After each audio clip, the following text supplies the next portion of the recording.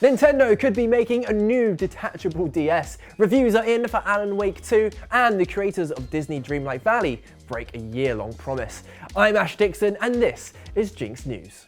No one can deny that the Switch has been a smash hit for Nintendo. The hybrid handheld design paired with its dock provided a successor to both the Nintendo DS and the Wii U, which was a rather genius move. That left many of us to assume that the DS line of consoles would therefore be retired to the history books. But looking at a recently filed patent from Nintendo, that might not be the case. You see, they've submitted some designs for a brand new device, and going by this rather delightful illustration, it looks suspiciously reminiscent of a DS. So why the patent? Well, you see that dashed line? That's not just where it folds, but also where it comes apart.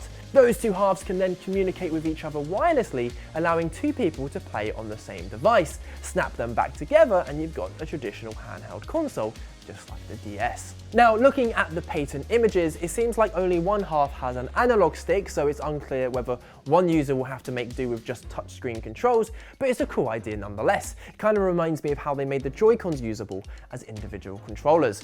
But it doesn't stop there. See, close the console and you've got a third touchscreen on the front, allowing people to interact with the handheld even when it's closed. Quite why you'd want to do that, I don't know, but I'm sure Nintendo will come up with some nifty functions. Now, before anyone gets too excited, it's worth remembering that this is only a patent. A product like this might never see the light of day. Plus, there's people gagging for news on the Switch too, and I've seen some speculation that this might be it, but sorry to burst your bubble, it's definitely not. But what I do think it highlights is Nintendo's unique approach to hardware. While Sony and Xbox fight it out with more and more powerful traditional home consoles, Nintendo is there on the sidelines like a mad scientist, like, why don't we take the DS and split it in half? And I think it also raises questions about Nintendo's long-term strategy. They've probably saved a whole ton of money homogenizing their platforms with the Switch, and it's unlikely they'd launch another portable when they already have one. So if anything, this could be tech we see integrated into a future Switch model, which makes sense. Nintendo has probably profited more than any other company by rehashing their old content and selling it for premium prices. Again, looking at you, Super Mario Bros. U. But despite bringing a whole load of old games to the Switch, the dual screen nature of the DS means its library of games have yet to be ported over. So perhaps this new tech could be made in part to remedy that. But I'm curious what you think. Would you like to see a hybrid Nintendo DS Switch in the future, or a Nintendo letting their imaginations run wild? Let us know in the comments below.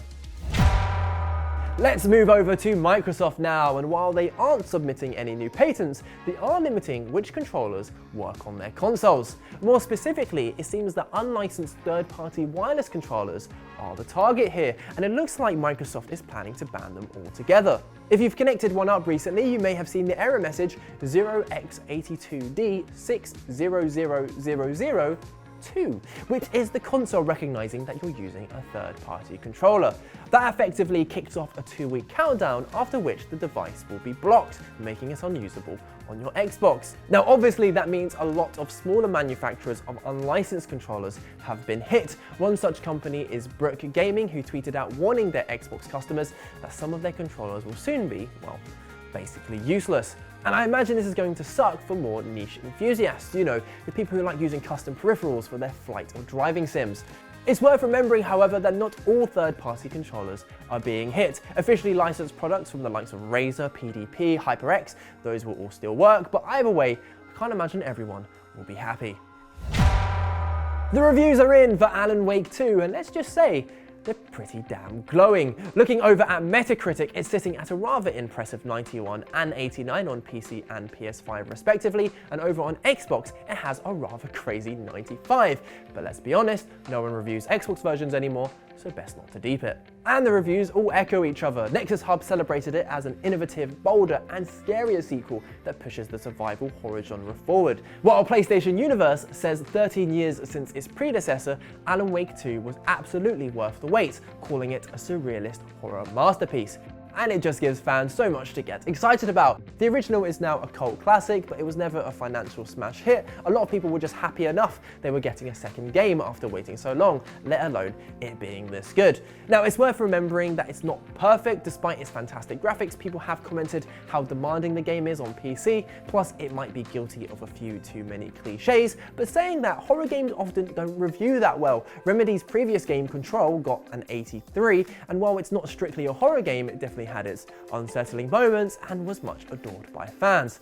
We've also got a little hint of what might be next. Creative director Sam Lake did an interview with GQ and has said he'd love to make a crazy, huge budget, dark, gothic fantasy game.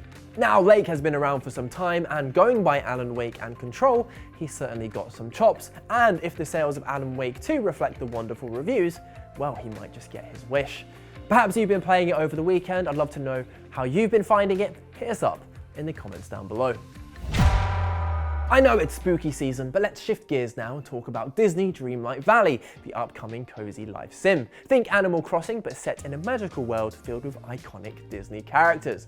Well, it's set to leave its year-long early access this December, but a new announcement from developer Gameloft has divided the community. So why are people upset? Well, despite having a paid early access, the plan was always for Disney Dreamlight Valley to shift to free-to-play upon launch. But Gameloft has decided to backtrack on that promise. Instead, there will be 3 launch editions: the $40 base game, a $50 physical cozy edition, and a $70 gold edition that includes the upcoming A Rift in Time expansion. Now, some people are praising the decision, as free-to-play often means pay to win, and let's be honest, no one likes having microtransactions shoved down their throats.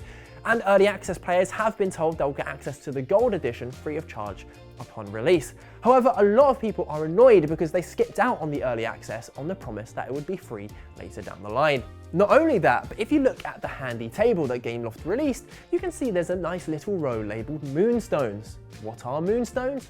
In-game currency, of course! And look, you might not care for some Disney game, but there's a serious conversation here, because before with games, it was either free to play with microtransactions or you paid for the box. But nowadays, it's either free to play with microtransactions or full price with microtransactions, and it's a trend that's only getting worse. I mean, it's one of the reasons Diablo 4 continues to be slated. It turns out people find it insulting when you charge them $70 for a game, $10 for seasonal battle passes, and $8 for some horse armor. Now, we don't have specifics on how predatory Dreamlight Valley's microtransactions will be, but let's be honest, we've all been hurt too many times to be optimistic.